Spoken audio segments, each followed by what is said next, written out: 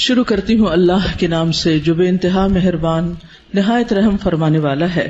علم کیا نہیں، نشرح ہم نے کھول دیا، لکا آپ کے لیے، صدرک سینہ آپ کا، ووضعنا اور اتار دیا ہم نے، عنکا آپ سے، وزرک بوجھ آپ کا، الذی وہ جس نے، انقضا توڑ دی تھی، ظہرک کمر آپ کی، ورفعنا اور بلند کیا ہم نے، لکا آپ کے لیے، ذکرک ذکر آپ کا، فإن پس یقیناً، مع ساتھ، العسری تنگی کے، یسرا آسانی ہے، ان یقیناً، مع ساتھ، العسری تنگی کے، یسرا آسانی ہے، فإذا پس جب، فرغتا فارغ ہو جائیں آپ، فانصب تو محنت کیجئے، وإلی ربک اور طرف اپنے رب کے، فرغب پس رغبت کیجئے۔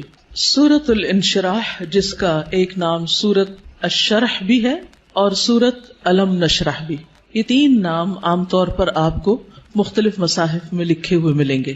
تینوں میں معنی ایک ہی ہے، مکی سورت ہے، پچھلی سورت کا تتمہ ہے یعنی کمپلیشن ہے۔ بعض کے خیال میں یہ دونوں ایک ہی سورت ہے، لیکن حقیقت یہ ہے کہ دونوں الگ الگ سورتیں ہیں، سورۃ الضحیٰ اور سورۃ علم نشرح۔ سورۃ الضحیٰ میں بھی رسول اللہ صلی اللہ علیہ وسلم پر اللہ سبحانہ وتعالیٰ کے انعامات کا ذکر ہے، اور اس سورت میں بھی آپ صلی اللہ علیہ وسلم پر اللہ سبحانہ وتعالیٰ نے جو انعامات کیے، احسانات کیے، ان کا ذکر ہے۔ سورۃ الضحیٰ میں حسی انعامات، ظاہری انعامات، نظر آنے والی چیزیں، ان کا ذکر ہے، اور سورۃ الشرح میں معنوی یا نظر نہ آنے والے لیکن حقیقت میں جو اللہ سبحانہ وتعالیٰ کے انعامات ہیں جن کا ذکر آگے آئے گا آج، ان کا ذکر ہے۔ حقیقت یہ ہے کہ کوئی بھی نعمت کسی کو بھی جب ملتی ہے تو اس پر لازم ہوتا ہے کہ وہ اس کا شکر ادا کرے۔ سورۃ الضحیٰ کے آخر میں آپ صلی اللہ علیہ وسلم کو بتا دیا گیا کہ آپ شکر ادا کرنے کے لیے کیا کیا کریں۔ کیا بتایا گیا؟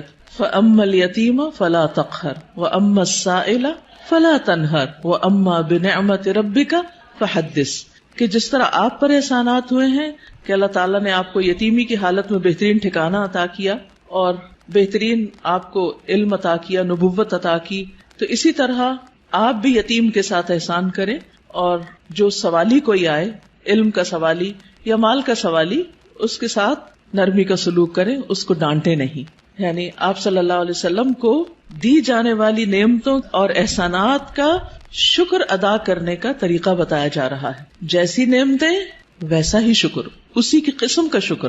اور اس صورت میں بھی ہم دیکھتے ہیں کہ جن احسانات کا ذکر ہے بعد میں اسی طرح کے شکر ادا کرنے کی بات ہے، اور یہاں چونکہ مانوی نعمتیں ہیں جیسے وحی الہی ہے، اور اللہ سبحانہ وتعالیٰ نے آپ کے لیے جو آسانیاں کی اور آپ کا ذکر خیر جو بلند کیا، تو اس پر آپ کو حکم دیا جا رہا ہے کہ آپ اپنے رب کی طرف توجہ کیجئے، اس کی عبادت کیجئے، جب فارغ ہو جائیں تو بھی اپنے رب کی طرف رغبت کیجئے۔ انسان جب کسی بھی نعمت کا شکر ادا کرتا ہے تو اللہ تعالیٰ کا وعدہ ہے کہ وہ اس نعمت کو بڑھا دیتا ہے اور زیادہ عطا کرتا ہے۔ ہمیں بھی اللہ تعالیٰ نے مختلف طرح کی نعمتیں اور ٹیلنٹس دے رکھے ہیں، بعض اوقات ہم اپنے ان ٹیلنٹس کو فل کیپیسٹی میں استعمال نہیں کرتے، نتیجہ کیا ہوتا ہے؟ ہماری صلاحیتوں کو زنگ لگ جاتا ہے۔ لیکن جتنا زیادہ ہم ان کو استعمال کرنے لگتے ہیں، جتنا زیادہ ہم ان کو دینے لگتے ہیں، اور خاص طور پر اگر کوئی شخص دین کی دعوت دینے والا ہو یا تعلیم دینے والا ہو، تو ایک استاد یا ایک داعی جتنا زیادہ اپنے مدعو کے ساتھ یا اپنے طالب علم کے ساتھ، اسٹوڈنٹ کے ساتھ محنت کرتا ہے، اس کے لیے قربانی کرتا ہے، اس کو سکھانے کی اور اس کو دینے کی کوشش کرتا ہے، تو اس کا علم اور تجربہ اتنا زیادہ بڑھتا چلا جاتا ہے۔ نہ صرف یہ کہ علم اور تجربہ بڑھتا ہے، بلکہ شاگردوں کے دل میں اس کے لیے محبت اور اس کے لیے رسپیکٹ اور اس کی قدر کا جذبہ بھی اسی طرح بڑھتا ہے۔ ہم سب بھی اپنے اپنے وقت میں طالب علم رہے، اور ہم سب جانتے ہیں کہ کس استاد کا ہماری نظر میں کیا مقام تھا، آج تک ہمیں یاد ہے۔ تو اسی طرح ہمارے شاگردوں کی نظر میں بھی ہر استاد کا اپنا اپنا ایک مقام ہے، اور کس کا مقام اور درجہ اور عزت اور محبت اور قدر زیادہ ہوتی ہے؟ جو اپنے شاگردوں کے لیے جتنا زیادہ مخلص ہوتا ہے، وہ علم دینے کے کام کو یا نبوت کا کام کو پیشہ نہیں ہوتا۔ یہ ایک اللہ سبحانہ وتعالیٰ کی نعمت کا، اللہ تعالیٰ کے اس احسان کا کہ اس نے ہمیں یہ سب کچھ عطا کیا، اس کا شکر ادا کرنا ہوتا ہے، اظہار نعمت کرنا ہوتا ہے، اس کو شیئر کرنا ہوتا ہے، دوسروں کے ساتھ بانٹنا ہوتا ہے. اور انسانوں کی تعلیم و تربیت اور انسانوں کو کچھ بنانا یہ دنیا کا سب سے بڑا کام ہے. کیونکہ مادی چیزیں، پتھر توڑ کے گھر بنانا، کوٹ کے بجری سڑکیں بنانا، یہ بھی ایک کام ہے جو نظر آنے والی چیزیں ہیں، لیکن وہ تو ہمارے لیے مسخر ہیں، مطیع ہیں، فرما بردار ہیں. ہم جہاں چاہیں ان کو لگا دیں، جس طرح چاہیں ان کو رکھ دیں. لیکن انسان اتنی آسانی سے بات سننے والے نہیں ہوتے. ان کو مولڈ کرنا اور ان کو گھڑنا اور ان کو کچھ بنانا اور ان کو سنوارنا اور ان کو نکھارنا، جو نبی صلی اللہ علیہ وسلم کے فرائض منصبی میں سے تھا. اور یہی آپ کے بعد ہر استاد کی ذمہ داری ہے کہ وہ طالب علموں کو صرف انفارمیشن ٹرانسفر کرنے والا نہ ہو، بلکہ ان کے اندر کے پوٹینشل کو، ان کی صلاحیت کو، ان کے اندر پائی جانے والی مختلف جو قوتیں ہیں ان کو نکھارنے اور معاشرے کے لیے اور خود اس شخص کے لیے زیادہ سے زیادہ مفید بنانے والی. اور یہ کام والدین کے بعد استاد ہی کرتا ہے اور یہ اس کی بہت بڑی ذمہ داری ہوتی. تو اس پس منظر کو سامنے رکھتے ہوئے ہم اس سورت کا انشاءاللہ مطالعہ کریں گے کہ ہمیں کیا کرنا ہے. سوال یہ پیدا ہوتا ہے کہ کیا یہ احکامات جو اس سورت کے اندر آئے ہیں صرف نبی صلی اللہ علیہ وسلم کے لیے خاص ہیں یا اس کے بعد ان لوگوں کے لیے بھی جو آپ کے طریقے پر چلنے والے ہوں اور آپ ہی کے کام کو آگے لے کر بڑھنے والے ہوں. تو حقیقت یہ ہے کہ یہ سب کے لیے ہیں، آپ کے لیے خاص اور ہمارے لیے عمومی طور پر. تو آئیے دیکھتے ہیں سورت کو. اللہ سبحانہ وتعالیٰ فرماتے ہیں الم نشرح لک صدرک. الم کیا نہیں، سوالیہ انداز ہے اور یہ یقیناً کے معنوں میں ہے، قد کے معنوں میں. نشرح ہم نے کھول دیا. شرح کا لفظ ہوتا ہے کسی چیز کو چھوٹے چھوٹے ٹکڑے کر کے، جیسے گوشت ہے تو گوشت کے چھوٹے چھوٹے سلائسز کرنا، اس کو کاٹنا. تشریح سرجری کے لیے بھی آتا ہے. الم نشرح کیا ہم نے کھول نہیں دیا، لکا آپ کے لیے، آپ کی خاطر، کیا صدرک آپ کا سینہ، کیا ہم نے آپ کی خاطر، آپ کے لیے آپ کا سینہ کھول نہیں دیا، آپ کے دل کی تنگی کو دور نہیں کر دیا. اگر دیکھا جائے تو دنیا میں پائی جانے والی نعمتوں میں سے سب سے بڑی نعمت یہ ہے کہ انسان کو شرح صدر، سینے کی وسعت، دل کی وسعت، دل کا اطمینان نصیب ہو. ڈپریشن کیا ہے؟ دل کا گھٹنا، سینے کا تنگ ہونا، اندر کی تنگی، شح، بخل، انسان کے اندر کی ایسی کیفیات کہ نہ وہ اپنے سے راضی اور خوش اور نہ کسی اور سے. اللہ سبحانہ وتعالیٰ نے ہمارے دل کو ہر چیز سے مختلف بنایا ہے. باقی جتنی بھی چیزیں ہیں ان میں جب ہم کچھ ڈالتے ہیں تو وہ بھر جاتی ہیں، تنگ ہو جاتی ہیں. لیکن دل اگر نرم ہو تو اس میں جتنی بھی علم اور حکمت اور خیر کی چیزیں ڈالی جائیں وہ اتنا ہی زیادہ وسیع ہوتا چلا جاتا ہے، اتنا ہی زیادہ کھلتا چلا جاتا ہے، اتنا ہی اس میں انبساط آتا ہے، اتنی ہی زیادہ اس میں خوشی اور اطمینان آتا ہے. تو یہ ایک بہت بڑی نعمت ہے اور یہ مانوی نعمت ہوتی ہے، ٹینجیبل نہیں ہوتی کہ آپ چھو کے دیکھ سکیں کہ کیا ہے. پچھلی صورت میں ٹینجیبل نعمتیں تھیں لیکن یہاں مانوی نعمتوں کا ذکر ہے. الم نشرح لک صدرک کیا ہم نے آپ کے لیے آپ کا سینہ کھول نہیں دیا. جب سینہ کھلتا ہے تو مشکل سے مشکل، پیچیدہ سے پیچیدہ اور کمپلیکیٹڈ معاملات سمجھ میں آنے لگتے ہیں. انسان چیزوں کی تہ تک پہنچنے لگتا ہے، اس کو گہرائی نصیب ہوتی ہے، اس میں وزڈم آتی ہے، اس میں ڈیپتھ آتی ہے اور انسان دور تک سوچنے لگتا ہے. ابراہیم علیہ السلام کا ویژن آپ دیکھیں کہ انہوں نے نبی صلی اللہ علیہ وسلم کے بھیجے جانے کے لیے دعا کی تھی 2500 سال پہلے. وہ کیسے، ان کو یہ ضرورت کیوں محسوس ہو گئی اور انہوں نے اپنی دعا میں یہ دعا کیوں شامل کی کہ اللہ ان کے اندر سے ایک شخص ایسا اٹھانا جو ان کی تعلیم و تربیت کرے. ہم ایسی بات کیوں نہیں سوچتے، ہمیں ایسے خواب کیوں نہیں نظر آتے؟ اس لیے کہ ہم صرف اپنی ہی ذات کے گرد گھومتے ہیں. سیلفش، دل چھوٹا ہے، نظر کوتا ہے، تنگ ہے، شارٹ سائٹڈ ہے، دور کی چیزوں کو نہیں دیکھ پاتے، صرف قریب کے فائدوں کو دیکھتے ہیں. آج مجھے کیا مل رہا ہے ہم اس کو دیکھتے ہیں، کل میری کوششوں کا صلہ کیا نکلے گا، کیا ملے گا مجھے، اس کی طرف ہماری نگاہ نہیں جاتی. لہٰذا جو لوگ شارٹ ٹرم گولز کے لیے کام کرتے ہیں وہ کوئی بڑا کام کبھی بھی نہیں کر سکتے، اور جو لوگ دور تک سوچتے ہیں اور وہ وہی سوچتے ہیں جن کے اندر وسعت ہوتی، جن کا دل بڑا ہوتا ہے، جن کی نگاہ دور تک دیکھتی ہے. تو الم نشرح لک صدرک کیا ہم نے آپ کے لیے آپ کا سینہ کھول نہیں دیا. آپ کے لیے اللہ سبحانہ وتعالی نے خیر اور بھلائی کے رستے کھول نہیں دیے، کیونکہ جب تک دل کھلتا نہیں، یہاں صرف دل کی بھی بات نہیں کی گئی، پورے سینے کی گئی، چیسٹ، اور چیسٹ کے اندر دل. چیسٹ کی جگہ زیادہ ہوگی تو پھر باقی چیزوں کے اندر بھی وسعت آئے گی. تو نبی صلی اللہ علیہ وسلم کو اللہ سبحانہ وتعالی نے یہ خاص صلاحیت دی تھی جس کی وجہ سے آپ نبوت کا کام لینے کے قابل ہوئے تھے. اسی لیے قرآن آپ کے قلب پر نازل ہوا تھا اور آپ نے اس کو محفوظ کیا تھا. اسی لیے پھر اس کو صحیح طور پر سمجھ کر آگے بیان کیا تھا، کیونکہ ان سب چیزوں کا تعلق شرح صدر کے ساتھ ہوتا ہے. یہی وجہ ہے کہ ہم دیکھتے ہیں کہ موسیٰ علیہ السلام جب اللہ سبحانہ وتعالی نے ان سے بات کی، ہم کلام ہوئے اللہ تعالیٰ اور ان کو اپنے کام کے لیے چن لیا، وَاصْطَنَعْتُكَ لِنَفْسِي، اور اللہ تعالیٰ نے ان کو اپنی رسالات سے نوازا، تو انہوں نے سب سے پہلی دعا کیا مانگی؟ رب اشرح لی صدری ویسر لی امری واحلل عقدۃ من لسانی یفقہوا قولی، کہ اللہ میرا سینہ کھول دے، یہ ساری بات مجھے بھی سمجھ آئے اور دوسروں کو بھی سمجھ آئے، اور میرا کام آسان کر دے، اور میری زبان کی گرہ کھول دے تاکہ لوگ بات سمجھ سکیں، اور مجھے میرے گھر والوں میں سے ایک مددگار میرے بھائی ہارون کو عطا کر. تو بہرحال اللہ سبحانہ وتعالی جس کے ساتھ بھلائی کا ارادہ کرتا ہے، من یرد اللہ بہ خیرا یفقہہ فی الدین، اور پھر افمن شرح اللہ صدرہ، کیا بھلا وہ جس کا سینہ اللہ نے کھول دیا، فہو علی نور من ربہ، اور وہ اپنے رب کی طرف سے ایک نور پر ہو. تو جس کا سینہ اللہ تعالیٰ کھول دے، اور خصوصاً جس کو اللہ ہدایت دینا چاہتا ہے، صحیح راستہ دکھانا چاہتا ہے، تو اس کے بارے میں کیا فرمایا؟ من یرد ان یہدیہ یشرح صدرہ للاسلام، جس کو اللہ ہدایت دینا چاہتا ہے اس کا سینہ اسلام کے لیے کھول دیتا ہے، اس کو وسعت عطا کر دیتا ہے، اس کے دل میں پھر اسلام کی محبت پیدا ہو جاتی، وہ اس کے لیے کچھ کرنا چاہتا ہے. اور ساری قربانیاں اس کے بعد ہی ہوتی ہیں جب انسان کا سینہ کھل جاتا ہے.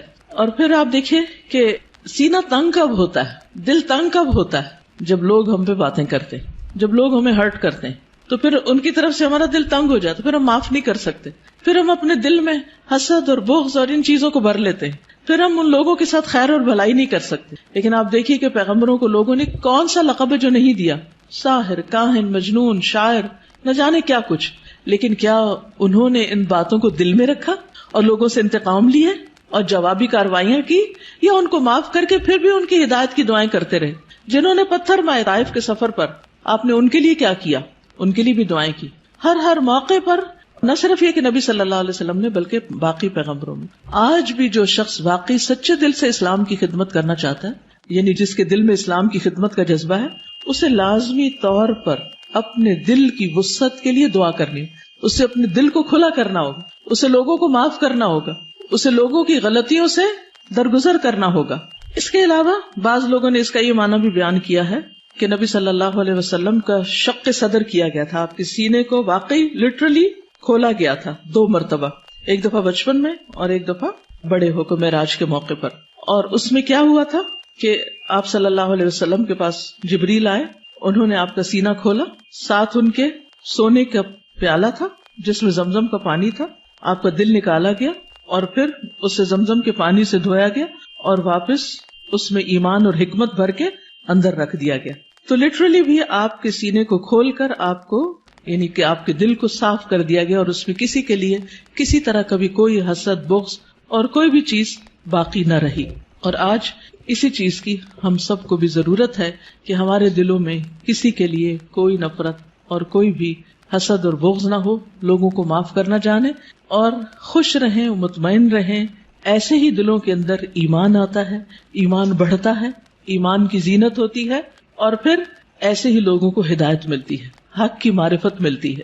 تو الم نشرح لک صدرک، جب سینہ کھلتا ہے تو انسان تقدیر پر بھی راضی ہو جاتا ہے. انسان چھوٹی چھوٹی باتوں کو لے کے بیٹھ نہیں جاتا، انسان اپنے وقت کو ضائع نہیں کرتا، انسان تقدیر پر راضی ہو جاتا ہے. انسان کا پھر عبادت میں دل لگتا ہے، عبادت کی طرف لپکتا ہے، عبادت کی طرف دوڑتا ہے.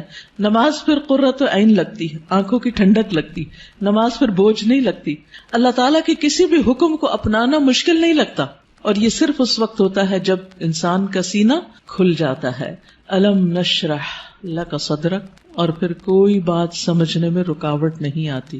انسان بنا کہے دوسروں کی باتیں سمجھنے لگتا ہے، اسے دوسروں کی ضروریات نظر آنے لگتی ہیں، وہ دوسروں کی کیئر کرنے لگتا ہے. دوسری نعمت جس کا ذکر کیا گیا، وَوَضَعْنَا عَنْكَ وِزْرَكَ، اور ہم نے اٹھا دیا آپ سے، ہٹا دیا آپ سے، وزرک آپ کا بوجھ.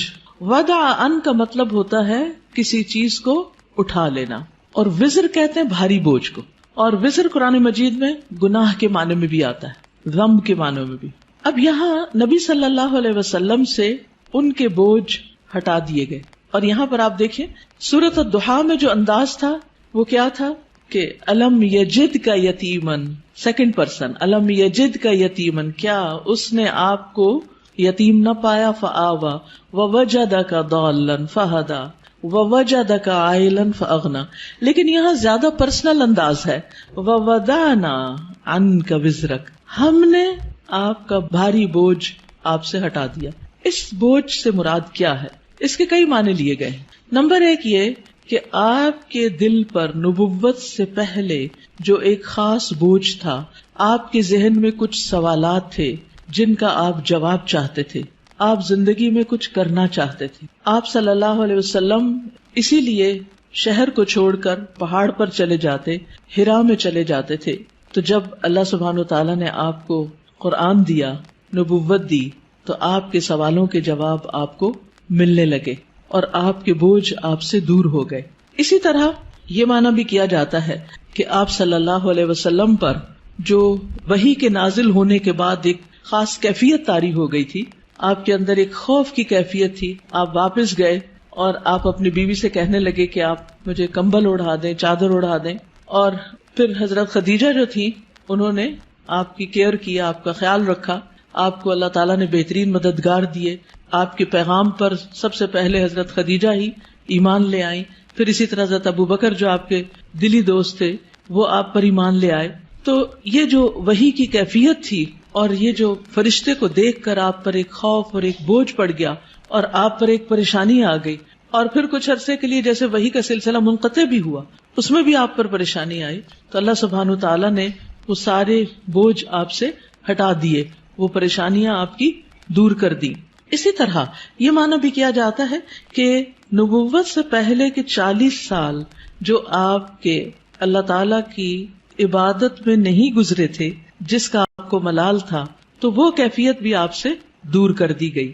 پھر اسی طرح یہ معنی بھی کیا گیا ہے کہ خلاف اولا جو کام آپ سے ہوئے، خلاف اولا کا مطلب یہ ہوتا ہے کہ پیغمبر کا درجہ اور مقام بہت بڑا ہوتا ہے۔ جیسے ایک مقولہ ہے نا کہ حسنات الابرار سیئات المقربین، جو نیک لوگوں کی نیکیاں ہوتی ہیں وہ مقربین کے غلطیاں شمار ہوتی ہیں، یعنی جو اللہ کے خاص اور مقرب بندے ہوتے ہیں ان کے لیے سٹینڈرڈ بہت ہائی ہے کہ ان کا اخلاق بھی عظیم ترین ہو اور ان سے چھوٹا سا بھی کوئی قصور، کوتاہی، کمی بیشی نہ ہو۔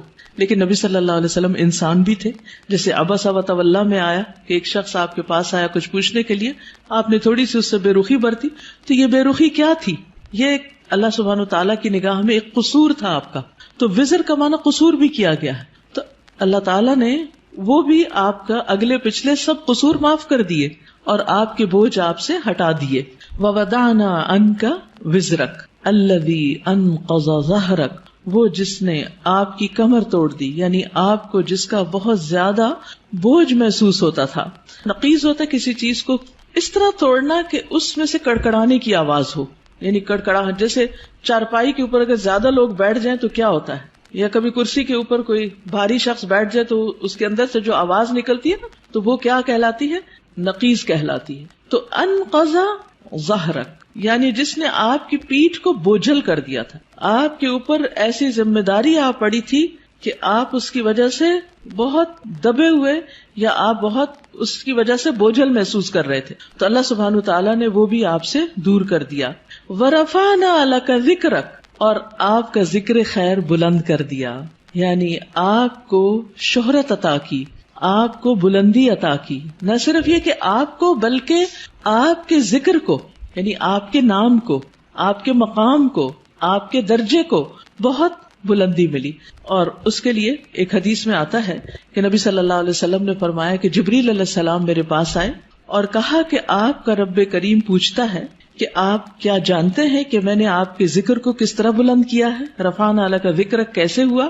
میں نے جواب دیا کہ اس حقیقت کو اللہ تعالیٰ ہی بہتر جانتے ہیں۔ تو اللہ تعالیٰ نے فرمایا کہ آپ کے ذکر کی بلندی کی کیفیت یہ ہے کہ جہاں میرا ذکر کیا جائے گا وہاں آپ کا بھی ذکر کیا جائے گا، یعنی نبی صلی اللہ علیہ وسلم کا ذکر بھی۔ اور اسی لیے ہم دیکھتے ہیں کہ جب ایک شخص مسلمان ہوتا ہے تو کیا پڑھتا ہے؟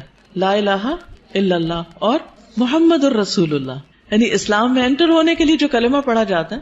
اسی طرح اشہد ان لا الہ الا اللہ و اشہد ان محمدن عبدہ و رسولہ. پھر اسی طرح آپ دیکھیے کہ 5 وقت جو نماز ہوتی ہے آذان، اس میں اشہد ان لا الہ الا اللہ و اشہد ان محمد الرسول اللہ. پھر نماز میں تحیات اور پھر اس کے بعد درود شریف، اس میں بھی نبی صلی اللہ علیہ وسلم کا ذکر ہوتا ہے. پھر اسی طرح جب بھی جہاں بھی جو بھی آپ کا نام لے ساتھ آپ کے اوپر درود و سلام بھیجے، پڑھنے والا بھی اور سننے والا بھی.